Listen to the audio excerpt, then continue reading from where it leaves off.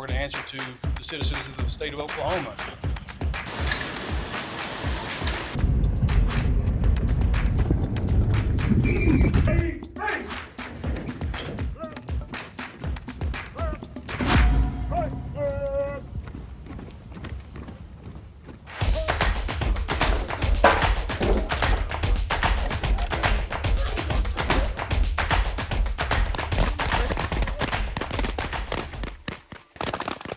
It was probably the most brass I've ever shot. We shot a lot of rounds. I think they said just pistol alone, out of the 2 or 3 days, we shot like 1,500. And then myself on rifle, I believe overhurting close to 550 in one day. It was a lot, but it was very fun. Hey, welcome. Weapons Wednesday has arrived. I think I told you, like, hey, this is my last chance to get a lot done with you guys in a short amount of time. Okay, so you guys are going to be drinking from a fire hose, but I think it'll all taste good, right? We got to add electrolytes to it. Look at all this stuff on the tables. Merry Christmas. Yes, sir. Hey, you're welcome. That Glock box. I want you to open up that Glock box. So the 74th are getting a less lethal shotgun, a Glock pistol, and a Daniel Defense rifle. So this is the rifle setup that they're getting. So it's a Daniel Defense 11.5-inch rifle. We're equipping it this year with an Edgar Sherman adjustable sling. That's the Aim Point Duty RDS. It's a red dot optic. So they're getting that equipped. They're getting a flashlight, which is the Surefire Scout Turbo. The suppressor is a Silencer Co. Velo suppressor that will be mounted direct thread onto this rifle. But the 74th is getting the Glock 47 pistol. We've mounted the Trijicon RMR HD. It is a open emitter red dot sight. It's got suppressor height backup iron sights, and we've equipped it with a Surefire X300 turbo pistol light. Everybody in the 74th is getting issued a Mossberg 590, and we'll be converting every shotgun to less lethal. We added the less lethal furniture ourselves, so we had to order it in addition, and then after they did shotgun training, we then added this less lethal furniture. We want it to be easily identifiable that we have a less lethal system in our hands versus a lethal system in our hands. Real simple. Step, point, rotate, mount, and I'm ready to go. Just like with pistol, both hands move together at the same time when you draw. Same thing with the shotgun.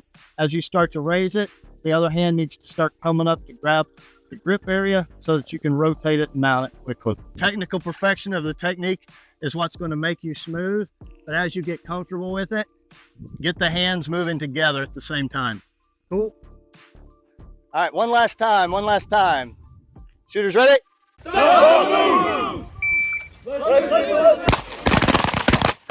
out of 10. I think this training beats anything I'd ever get in the military. It's a lot more rounds. We still have 2 more weeks of firearms, so I'm looking forward to that. The instructors, that's probably the thing I talk about the most. Instructors are there to help you, and they give the best advice possible. You know, we have guys that have never shot a pistol before. They can shoot lights out right now.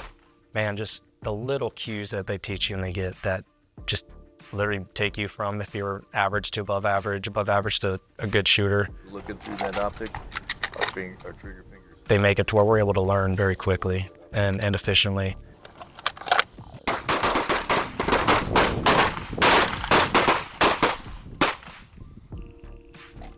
Prep it, hands come together on the wall before you get to full extension. Yes, sir. Okay? So that way you only have to pull the trigger this far versus this far. Okay. Make sense? Yes, sir. Go. Okay. One more time. I want you to fire one round, slow and smooth. Yes, sir. Okay.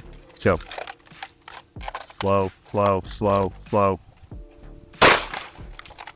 Hot dang it! Hit the X. Look at that. You're right. Unload. Our firearms weeks go from Sunday through Friday, and we're on the range. It's long days. It's a lot of fun, but it's a lot of work. and they will get 3 total weeks working these 3 weapon systems. And then we try to give them as much as we can through the training on all of these weapon systems that's going to apply in what they may encounter out on the road. Because once we get that 3rd week of firearms, it's not long and they're out there operating in a car during break-in.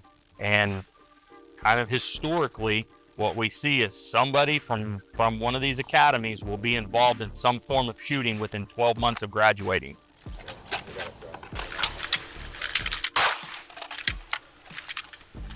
In the same hole, didn't it? Yes, sir. Yeah. It's almost like I know what I'm talking about.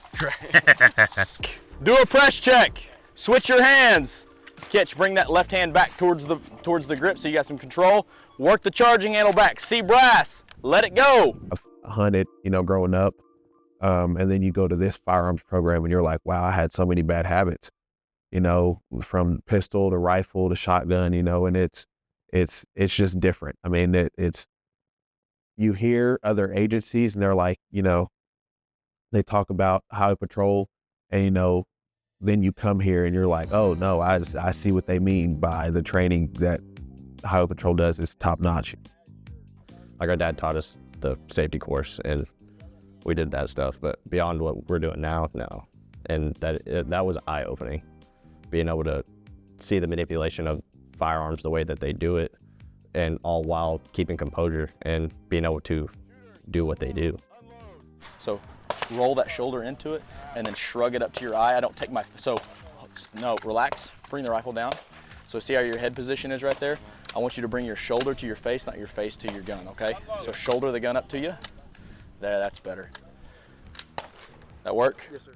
The firearms cost per cadet is, I think it's like $4,500 or $5,000 per cadet for all the firearms. That's weapons issued and all the ammo expenditure through the 3 weeks of firearms. From low ready. 3 rounds to the white square. 3 rounds.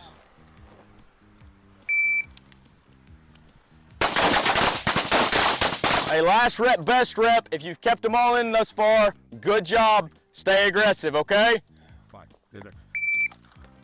Especially going through this training, and I couldn't imagine doing this job without this type of training. So we're very, very lucky. I know there's a ton of people who want to be in my shoes right now, and I think I'm extremely blessed to even be able to be here. So now that we're getting to the skills, the driving, fighting, and shooting, this stuff is so much fun. I'm so glad to be here. And just being a part of this organization and seeing what everybody before me has done, and there's only been like less than 3,000 people that have ever put on the brown uniform and worn the badge. Hopefully, we instill through the way that we train and what we push as far as safety, safe handling of weapons, but also a drive to continue to train and get better and not just get stagnant and let the day you leave the range for the 3rd week be the best that you ever are in your career. We want you to build on that and get better.